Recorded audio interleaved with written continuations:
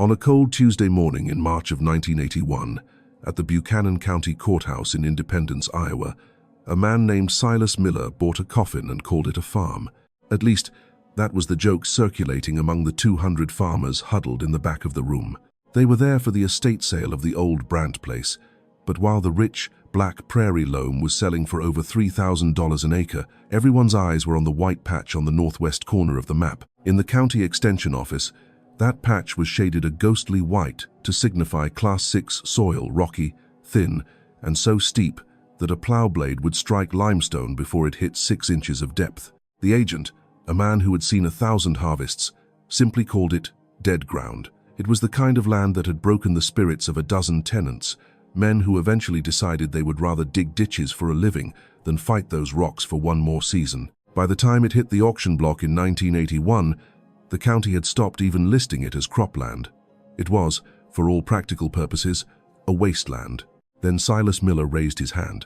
Silas was 44 years old, a man whose face looked like it had been carved out of the same limestone he was currently bidding on. He was a watcher, a man who spoke to his equipment more than he talked to people. He had spent his life on a modest 200-acre farm his father had left him, operating a worn-out Farmall M with 11,000 hours on the meter and a refusal to ever borrow a dime from the bank. While his neighbors had been leveraging their futures to buy bigger tractors and more land during the boom years of the 70s, Silas had been putting $600 a month into a savings account. $185, Silas said, his voice steady as a heartbeat. The room went silent.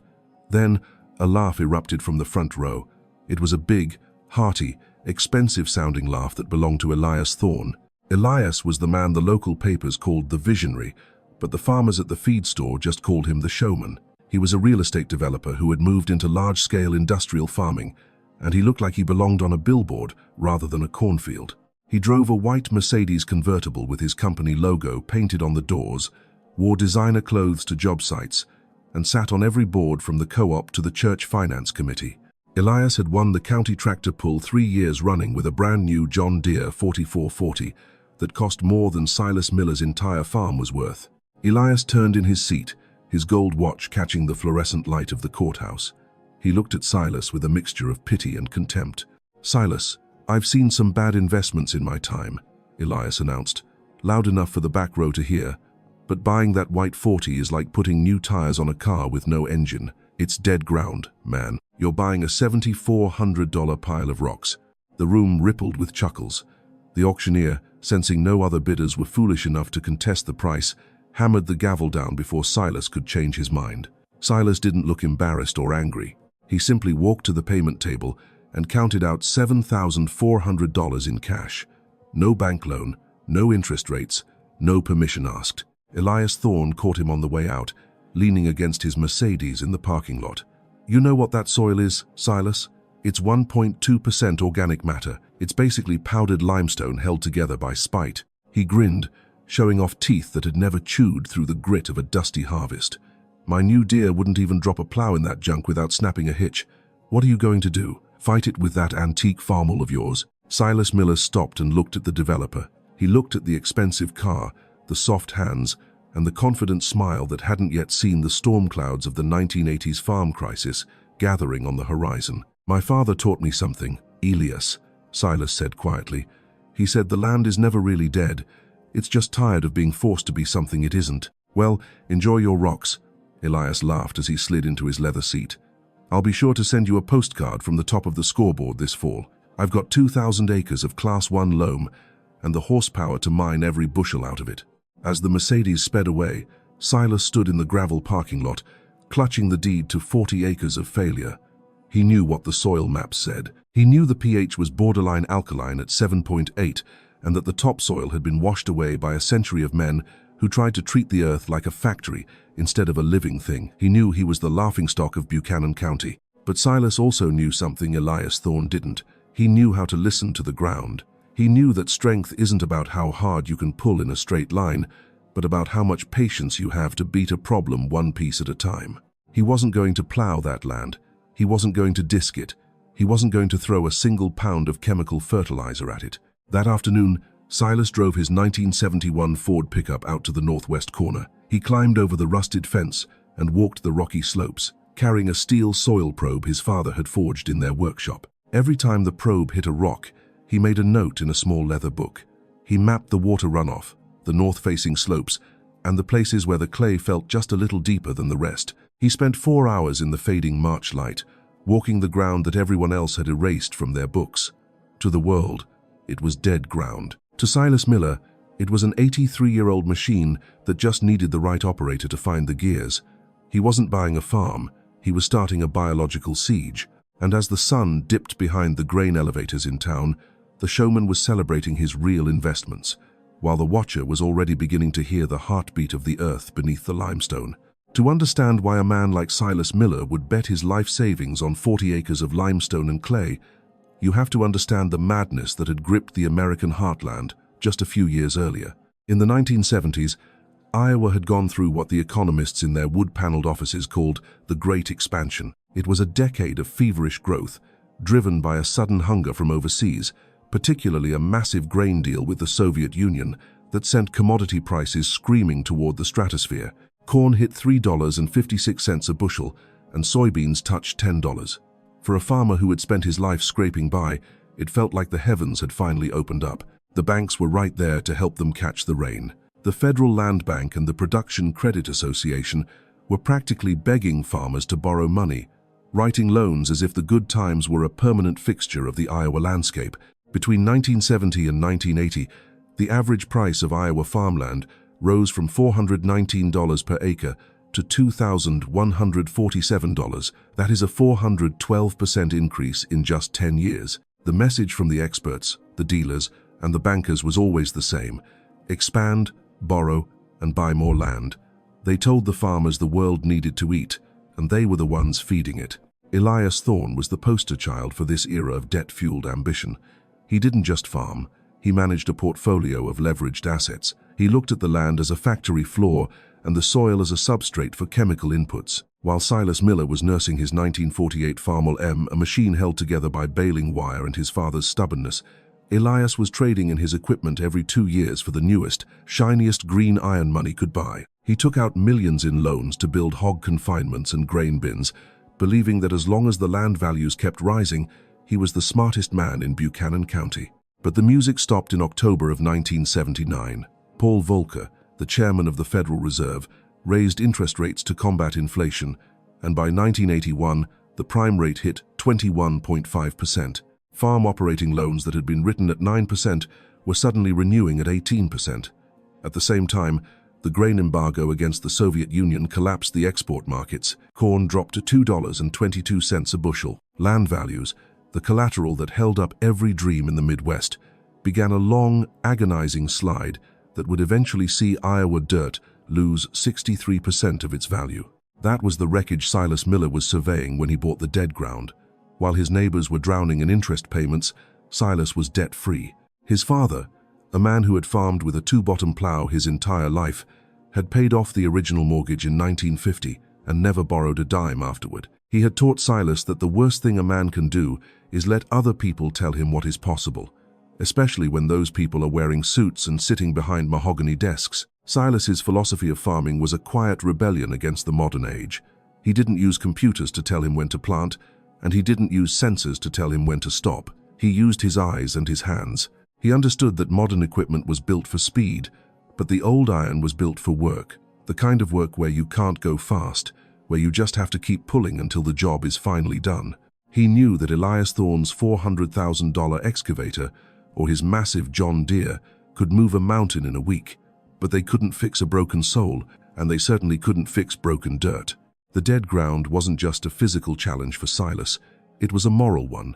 The land had been mined for 100 years by men who tried to force it to be something it wasn't. They plowed slopes that should have stayed in grass and drenched thin soil in anhydrous ammonia until the biology gave up and died. By 1981, the organic matter was so low that the ground couldn't even hold a heavy rain. The water just sheared off the limestone and took the remaining topsoil with it. Elias Thorne laughed because he saw the dead ground through the lens of a ledger.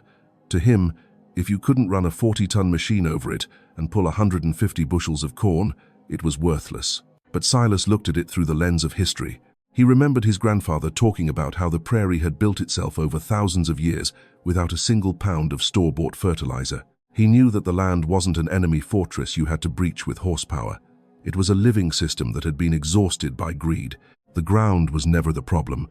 Elias. Silas had muttered to himself as he watched the developer's Mercedes disappear that first day. The debt was. Silas began his campaign in April of 1981 by doing the one thing no modern farmer would dream of. Nothing. At least, it looked like nothing to the people driving by. He didn't bring in a fleet of bulldozers to terrace the hills, and he didn't bring in a scraper to move dirt from the bottoms to the slopes. He simply walked the 40 acres with a canvas bag slung over his shoulder, broadcasting red clover seed by hand. To the town, it looked like a funeral procession. They saw a middle-aged man in worn Carhartt overalls, walking across a rocky wasteland, throwing seeds into the wind. They didn't see the millions of microscopic biological soldiers he was deploying. They didn't understand the science of nitrogen fixation or the way a legume's taproot could punch through clay that a steel plow would only smear. They just saw Silas Miller wasting his time on a coffin. But Silas was playing a different game. He wasn't farming for the next harvest. He was farming for the next decade. He was operating outside the bank's permission, using his 64-year-old crawler and his father's hand tools to build something that couldn't be repossessed. He was betting that biology was more powerful than chemistry and that patience was more powerful than strength. And while the great expansion was turning into a great collapse for the rest of Buchanan County, the dead ground was about to wake up for the first time in 30 years. By April of 1981, the laughter at the local feed store had reached a fever pitch. Phil Kramer, the John Deere dealer who had once sold 32 new tractors in a single year, was leaning against the counter, his gold watch catching the light, as he entertained a small crowd of struggling farmers. He told them about driving past the White 40 and seeing Silas Miller walking the rocky slopes with a canvas bag slung over his shoulder, throwing seeds into the wind like it was 1910. To Phil and the others, Silas was a ghost from a dead era, a man trying to farm a coffin with a handful of clover and a prayer. But Silas wasn't praying, he was calculating. He understood a biological truth that the chemical salesman had spent 30 years helping the county forget. Legumes, specifically red clover, are nature's premier engineers. They form a symbiotic relationship with bacteria called rhizobium that live in their roots, pulling nitrogen gas directly from the atmosphere and converting it into a form that plants can actually eat. Silas knew that a healthy stand of clover could fix 80 to 150 pounds of nitrogen per acre every single year. At a time when his neighbors were paying $40 to $75 an acre for anhydrous ammonia, Silas was getting his fertilizer for the price of a few bags of seed and a lot of walking. More importantly, Silas was looking at the structure of the dead ground. The soil was thin, and the subsoil was a heavy, suffocating clay mixed with limestone. For decades, plows had smeared that clay, creating a hard pan that neither water nor roots could penetrate. Clover roots, however, are aggressive. They go deeper than corn, deeper than wheat. They act like biological jackhammers, punching through the clay and creating tiny highways for air and moisture to reach the depths. When the clover died back in the winter, those root channels stayed open, and the decaying organic matter began to feed the soil biology that had been dormant for 40 years. In the summer of 1981, while Elias Thorne was busy spraying his fields with a cocktail of expensive herbicides, Silas just watched his clover bloom. He didn't harvest it. He didn't mow it for hay to sell. He let it grow, let the bees work the blossoms, and then in October, he mowed it and let it lay right where it fell. It was a mulch, a blanket, and a buffet for the earthworms that were slowly beginning to return to the rocky ground. By the second year, 1982, Silas added another layer to his biological siege. He made a deal with Arch Schultz, a dairy farmer 3 miles down the road, who had more manure than he knew what to do with. While the rest of the county was cutting back on everything just to make their interest payments to the bank, Silas was hauling manure. He used his 1948 Farmall M, the same junk tractor the dealers had laughed at, to pull a borrowed spreader across the 40. He spread it thin about 8 tons to the acre on the flatter spots where the clover was already thick. The change was slow, but to a man who knew how to look, it was undeniable. Silas began taking soil samples with the steel probe his father had forged. In 1981, the organic matter had been a pathetic 1.2%. By the fall of 1982, it had risen to 1.6%. In the world of soil science, a 0.4% increase in a single year is a miracle. It meant the biology was waking up. The soil was turning from a gray, lifeless dust into something darker, something that smelled like a forest floor instead of a construction site. Elias Thorne, meanwhile, was starting to feel the squeeze. The visionary had 2,000 acres of prime land, but he also had millions of dollars in debt at 18% interest. He needed record-breaking yields just to break even, which meant he was doubling down on chemical inputs and heavy machinery. He drove past the White 40 one afternoon in his Mercedes and saw Silas kneeling in the dirt, counting earthworms in a 1-foot square hole. Elias didn't even slow down. He just shook his head, thinking about the $10,000 bet he'd made that Silas wouldn't make it 5 years on that rock pile. By the third year, 1983, Silas was ready to test the ground.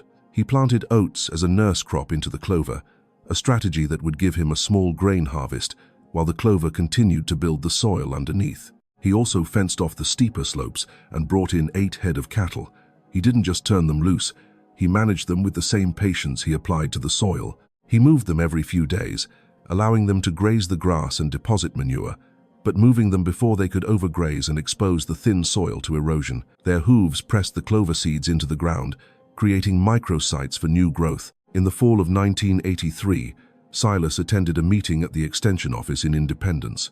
The speaker was a scientist from Iowa State named Dr. Richard Koenig, who was talking about something radical called no-till farming. Koenig argued that plowing was a form of mining. It destroyed the soil structure and killed the biology that made the land productive. After the talk, while the other farmers were complaining about the price of diesel and the weight of their debts, Silas walked up to the professor and showed him his 3 years of soil data. Dr. Koenig looked at the numbers for a long time. Then he looked at Silas's calloused hands.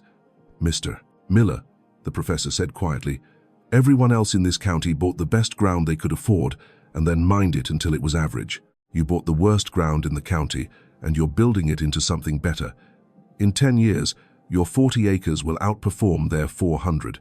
Silas didn't tell anyone about that conversation. He just went back to the dead ground and kept working. He was living small, wearing the same Carhartt jacket for 9 years and putting every spare penny into his savings account instead of a new tractor. He was 3 years into his biological siege, and the town was still laughing.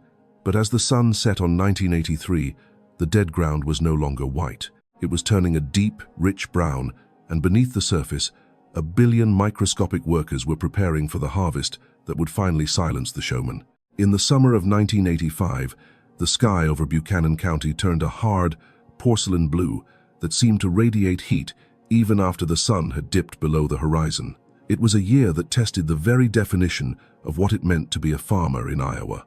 The drought arrived like a physical blow, baking the heavy clay into something resembling sun-dried concrete and stressing the conventional corn crops until they began to scream in their own silent way. For Silas Miller, this was the moment when his 4-year biological siege would either prove its worth or bury him alongside the dead ground. Earlier that spring, Silas had done something that made Elias Thorne and the men at the cafe stop laughing and start whispering. He had decided to plant his first real crop of corn on the flattest 8 acres of the original 40, but he didn't do it the way anyone expected. He didn't buy the high-priced hybrid seeds that the salesman promised would resist everything but a nuclear winter, and he didn't visit the co-op for a single pound of commercial fertilizer. Instead, he spent 3 weeks in his workshop, modifying an old planter with heavy steel coulters he'd fabricated himself to cut through the thick residue of the clover. Silas was planting no-till, dropping seeds directly into the killed clover sod. While his neighbors were burning diesel to disc and cultivate their fields into a fine, black dust, Silas was trusting the billions of microscopic soldiers he had cultivated since 1981. He was betting that the biological soil he had built was more powerful than any chemical cocktail Elias Thorne could throw at the land. By July, the contrast between the dead ground and the surrounding premium fields was so stark it was visible from the highway. Elias Thorne's corn, planted on Class 1 soil with the most advanced fertilizers money could buy, began to roll its leaves by noon every day. It was a defense mechanism, the plants curling up to prevent moisture loss. But it meant they were no longer growing, they were merely surviving. From a distance, those 1,000-acre fields looked like a sea of gray-green spikes, gasping for a rain that wouldn't come. But on Silas's 8 acres, the corn stood tall, dark green, and defiant. It didn't roll its leaves. To a casual observer, it looked like magic. But Silas knew the technical reality beneath the surface. The 4 years of clover and manure had transformed the soil structure. The organic matter in the flat ground had risen from a pathetic 1.2% to 2.4%. The soil was functioning like a massive biological sponge, absorbing the heavy spring rains and holding them in the root zone. More importantly, the mycorrhizal fungi, the microscopic networks Silas had protected by refusing to plow, were working as an extension of the corn's own root system. They were delivering water and phosphorus from depths that the conventional, chemically dependent roots couldn't reach. While the neighbor's soil was hot and parched, the ground under Silas's clover mulch stayed cool and moist to the touch. Phil Kramer, the former John Deere dealer who was now selling insurance just to keep his own house, drove past the white 40 one afternoon. He slowed his truck, looking at the healthy corn rows pushing up through the debris of the old clover. He remembered laughing at Silas for buying a coffin, but as he looked at the vibrant green stalks, he felt a twinge of something that wasn't quite jealousy, but a profound sense of missed opportunity. He went back to the cafe and told anyone who would listen that Silas's corn looked like hell because it was uneven, but he couldn't explain why it was the only green field in the county. When harvest finally arrived in October, the numbers told the real story. Silas Miller's 8 acres of corn on the dead ground yielded 134 bushels per acre. The county average that year, on ground that was supposed to be the best in the state, was only 128 bushels. Silas had outproduced the elite land on a rocky slope that the experts had abandoned as worthless. But the yield wasn't the most important part of the ledger. Silas sat at his kitchen table late that night, calculating his costs. He had used no commercial fertilizer and no herbicides. His primary operating costs were seed and the diesel for his old Farmall M, totaling roughly $1.85 per bushel. His neighbors, who were still paying off high-interest loans for their big machines and their chemical inputs, were spending over $2.60 per bushel just to break even. Silas's net profit per acre was nearly 3 times the county average. He hadn't just survived the drought, he had thrived in it because he had stopped fighting the land and started feeding it. While Elias Thorne was frantically calling his bankers to explain why his yields were down and his debts were up, Silas was putting more money into his savings account. The dead ground was no longer dead. It was deeper, darker, and more alive than it had been since the original prairie was broken a century ago. The earthworm count had risen from 2 per square foot to 14.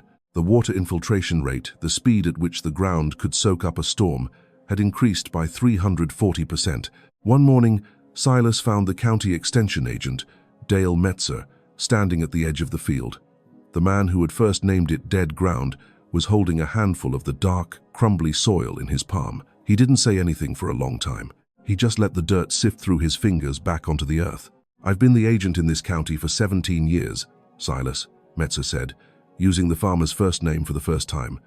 "I've never seen soil recover this fast." Silas nodded, leaning against the fender of his old Ford pickup.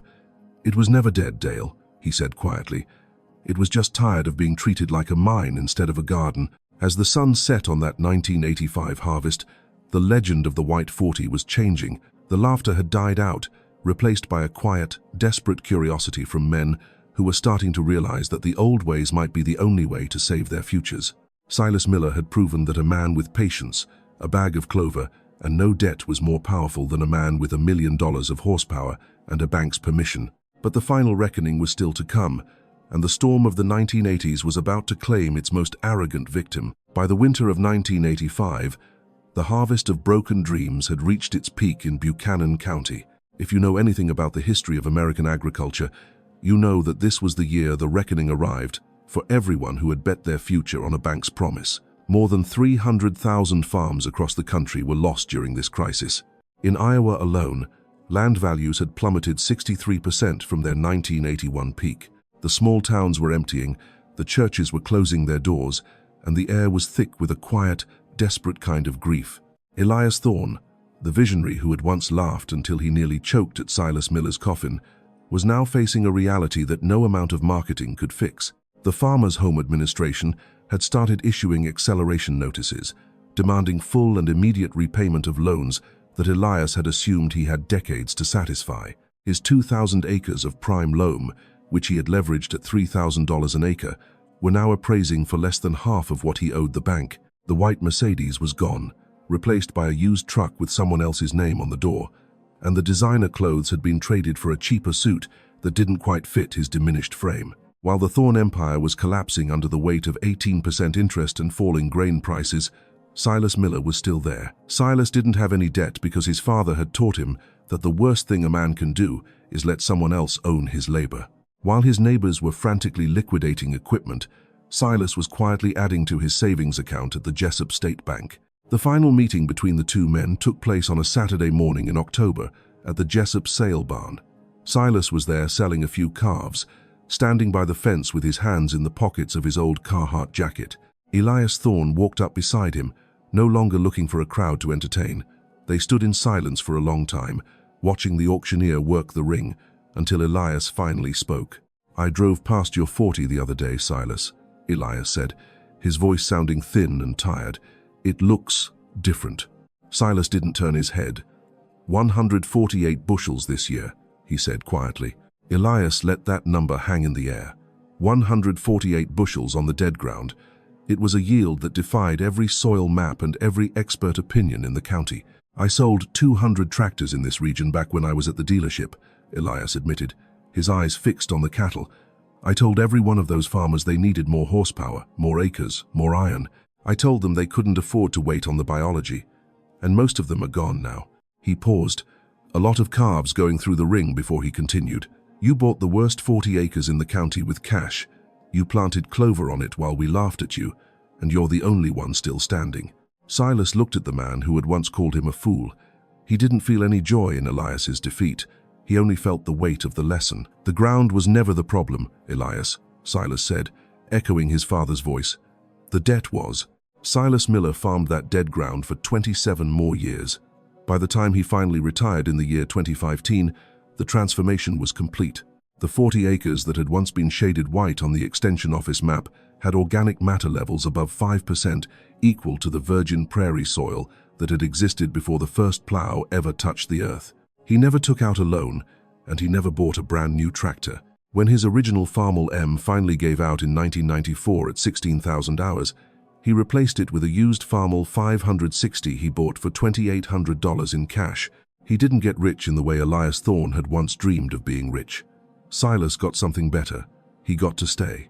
He proved that the land doesn't need more money thrown at it. It needs more time, more patience, and more respect for the life beneath the surface. Dale Metzer, the county extension agent who had originally labeled the patch as dead ground, retired in 1998. On his very last day in the office, he walked over to the soil map that had hung on the wall for 30 years.